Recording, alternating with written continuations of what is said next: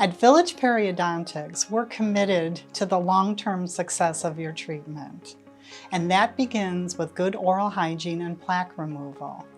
I'm going to be demonstrating the techniques that were shown to you by our dental assistants and dental hygienists at the time of your treatment. We were all taught how to brush our teeth from the time we got our very first tooth, but as adults with a tendency for gum disease, you have to think a little bit more about how you're brushing. First off, the toothbrush you use should have very, very soft bristles. Soft bristles bend and flex and get in the gum line area much better than a hard brush that can cause gum recession. When you place your bristles on your gums, you shouldn't see any of the white part of your tooth. Those bristles should go a little bit below the gum line and never scrub in a back and forth motion. You want to get those bristles under the gum line and move in a little vibrating motion along the gum line to ensure that the bristles go in between and under the gum line. If you use an electric toothbrush, the same thing. You can purchase an extra soft brush, which is what we want you to use. The same thing. This is going to be spinning or vibrating, but you shouldn't see any of your tooth. If you place it like this, you're missing all the plaque along the gum line. So make sure that those bristles are touching the gum line and going underneath it a little bit. And that's hard to see sometimes when that vibrating brush produces a lot of bubbles. So in the beginning, you may need to brush without toothpaste just so that you could see the relationship of the brush to your teeth. With this type of brush, you're basically going from tooth to tooth, making sure that you get along the gum line area and in between. One of the most difficult areas to get in the mouth is along the inside, especially on the bottom where our tongue rests. But pay special care to go with the same motion but also on the inside. We have another special tool to help people with the inside. It's called a sulca brush, and we'll give it to you here in the office. It's very small, meant to get in along the gum line on the inside. It's not as bulky, and there's less tendency to gag you. It has two sides. One has a severe angle on it to help you get behind those lower front teeth where a lot of us build up calculus or tartar deposits. And you would use it just like that, along the gum line again. And also for tucking in behind that last tooth where we also see a lot of plaque buildup that people miss with their toothbrush. One of the reasons it's so difficult for us to remove the plaque off our teeth is because of the anatomy of a tooth. If you looked at an extracted tooth, you would see that the sides of our teeth are not flat like a board. There's a concavity that runs down the length of the tooth. This picture is as though you're looking down at the chewing surface of a tooth, and you can see these shadows are where the plaque hides. So even if you're a committed flosser every day, you can see that it doesn't get in that concave space. Or if you use a toothpick, you'll get the food out, but it's the plaque that causes the gum disease. So in our office, we are very focused on interproximal brushes that fit in between your tooth and acts like a toothbrush to get in that concave area. The interproximal brush, or proxibrush, is our most important tool. And it's a natural tendency for patients to grab the very thin one because it's super easy to just put it in between your teeth. But it's actually meant for those very tight spaces, such as on the lower front where those teeth are very tight together. You can use the thin one there. However, if you try to use the thin one in one of your wider spaces, it wobbles around and it's not going to reach into that concave side of your tooth. So it'll be basically a waste of time. You want to choose a wider brush, and there's many widths of these brushes, and insert it so that those fluffy bristles will be reaching into that concave area and getting more plaque out. We will size you for proxy brushes and send you home with the right sizes. Sometimes you need a very wide brush and it looks like there's no way it would fit, but you can see they do. The wider the better, as long as it's not too snug that it gets stuck.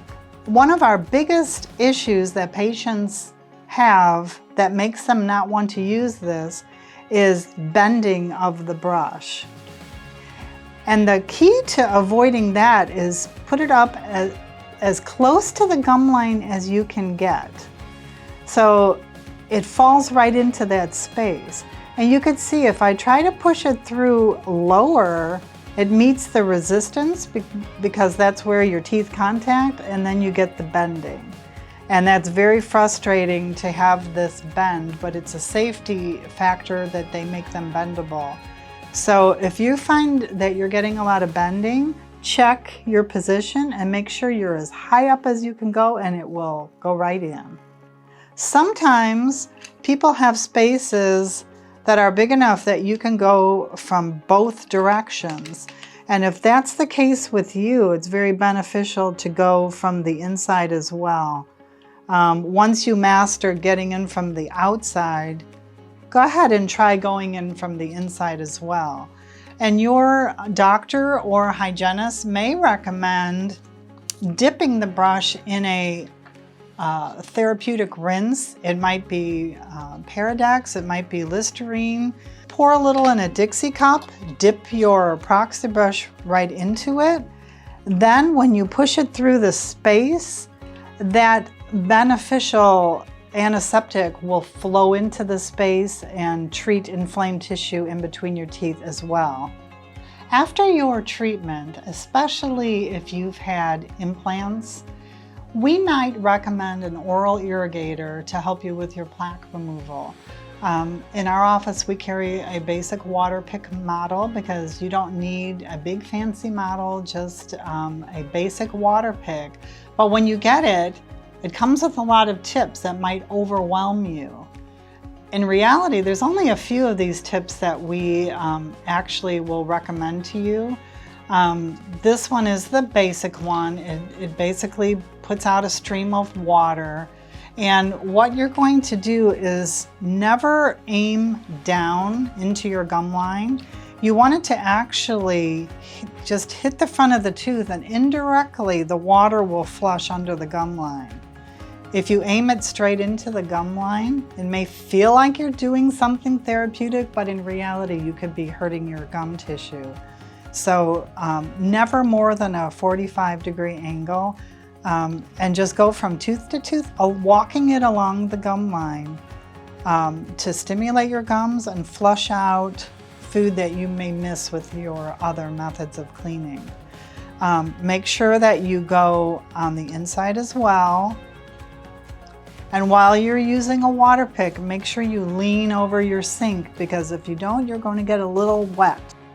Now, the other tip that we love is a tip that has little tiny bristles on it. Now, you've already seen the interproximal brush that goes between your teeth and good brushing technique. Well, this is the same. The difference is water will be pulsing out of that tip, and you're going to be kind of tucking it in along the gum line and getting it in between your teeth as well. The bristles help you guide this water pick so that you know you're aiming in the right direction. This tip is very, very good. And also for those problem areas behind the last tooth in every section of your mouth, you can go ahead and tuck these bristles behind there as well. Now, it's very important when you start to use a water pick that you look at the dial. This shows the strength of the pulse, or how hard the water will be coming out of the tip. We never recommend turning it all the way up to a 10. That's too hard for a periodontal patient. Midway is fine, maybe a 5 is the perfect strength of the pulse.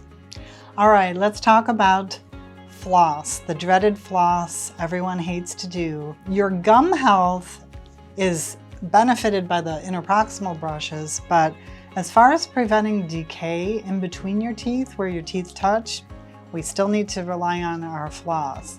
Many patients ask, should I use waxed or unwaxed or high-tech, expensive floss? Whatever is easiest for you to use is the kind you should use. Now remember that our teeth flare away from each other.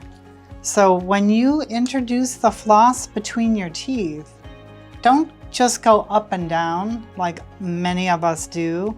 You want to pull the floss to the side and then go down as far as you can go. Yes, it does slip under the gum line a little bit, and that's correct. So you curve it in a C shape around the side of the tooth and all the way down under the gum, and then rub up and down a few times. If you're in a big hurry and you do this quick up and down motion between your teeth, you may dislodge food that's caught, but the plaque will stay behind. So a C shape out, do the same thing on the next one, a C shape, and curve the opposite way. So that little triangle of gum doesn't get the floss hitting it, you're going to the side of that. And with practice, it'll be quick and easy. So there you have all the techniques that you need to maintain good oral health. If you have any questions or concerns, make sure you talk to your hygienist or doctor at your 3-month periodontal maintenance appointment.